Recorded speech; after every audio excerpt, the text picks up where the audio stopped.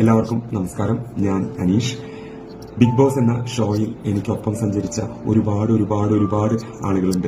അപ്പൊ അവരോടൊക്കെ ഹൃദയത്തിന്റെ ഭാഷയിൽ നന്ദിയും കടപ്പാടും ബഹുമാനമൊക്കെ ആദ്യമേ തന്നെ പറയുകയാണ്. ബിഗ് ബോസ് എന്ന ഷോയിൽ ഒരാളുടെ നിലനിൽപ്പിന് ഏറ്റവും അത്യന്താപേക്ഷിതമായിട്ടുള്ള ഒരു കാര്യം എന്ന് പറയുന്നത് തീർച്ചയായിട്ടും വോട്ടിംഗ് ആണ്. എനിക്ക് വേണ്ടി വോട്ട് ചെയ്യാൻ പ്രേരിപ്പിച്ച, കൂട്ടായ്മകളിൽ സജീവമായിട്ട് പ്രവർത്തിച്ച ഒരുപാട് ആളുകളുണ്ട്. അപ്പൊ അവരോടൊക്കെ എങ്ങനെയാണ് ഞാൻ നന്ദി പറയുക എന്ന് എനിക്ക് അറിയില്ല. ഞാൻ ബിഗ് ബോസ് ഹൗസിൽ നിൽക്കുമ്പോൾ അതൊന്നും എനിക്ക് തീർച്ചയായിട്ടും അറിയില്ല. പക്ഷെ പുറത്തിറങ്ങിക്കഴിഞ്ഞപ്പോൾ ഒരുപാട് ആളുകൾ എന്നെ സപ്പോർട്ട് ചെയ്യുന്നു, എനിക്ക് വേണ്ടി പ്രവർത്തിക്കുന്നു എന്നൊക്കെ കേൾക്കുമ്പോൾ, എന്നൊക്കെ എക്സ്പീരിയൻസ് ചെയ്യുമ്പോൾ അതൊക്കെ വലിയൊരു മഹാഭാഗ്യമായിട്ട് ഞാൻ എൻ്റെ ജീവിതത്തിൽ കണക്ക് കൂട്ടുകയാണ്. അപ്പൊ തീർച്ചയായിട്ടും എനിക്ക് വേണ്ടി പ്രവർത്തിച്ച ഒരുപാട് ആളുകളുണ്ട്. അപ്പം അതിൽ ചില ആളുകളെ എനിക്ക് അവരുടെ വോയിസൊക്കെ അല്ലെങ്കിൽ അവരുടെ വീഡിയോസൊക്കെ എനിക്ക് അയച്ചു തരുമ്പോൾ ശരിക്കും ഞാൻ സന്തോഷം കൊണ്ട് മതിമറന്ന് നിൽക്കുന്ന ഒരു അവസ്ഥയാണ്. അപ്പോൾ തീർച്ചയായിട്ടും എനിക്ക് വേണ്ടി പ്രവർത്തിച്ച, എനിക്ക് വേണ്ടി വോട്ട് ചെയ്ത, അതുപോലെ തന്നെ വോട്ട് ചെയ്യാൻ പ്രേരിപ്പിച്ച എല്ലാവരോടും ഹൃദയത്തിന്റെ ഭാഷയിൽ ഒരിക്കൽ കൂടെ നന്ദി പറയുകയാണ്. എൻ്റെ സോഷ്യൽ മീഡിയ പേജുകളൊക്കെ ഞാൻ ആക്റ്റീവ് ആക്കാനായിട്ട് ഇമ്മീഡിയറ്റ് ആയിട്ട് ശ്രമിക്കുന്നുണ്ട്.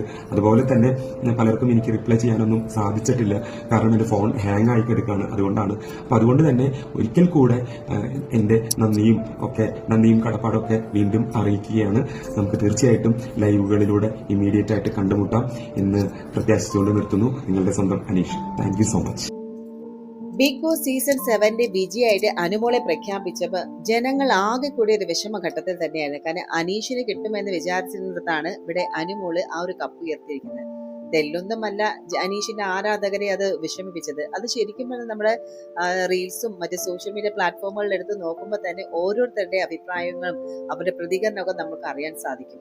എന്തായാലും ഇപ്പോൾ അനീഷ് പ്രേക്ഷകർക്ക് നന്ദി പറഞ്ഞത്, തന്നെ സപ്പോർട്ട് ചെയ്ത എല്ലാവർക്കും നന്ദി പറഞ്ഞുകൊണ്ടാണ് അനീഷ് ഇപ്പോൾ ലൈവിൽ വന്നിരിക്കുന്നത്.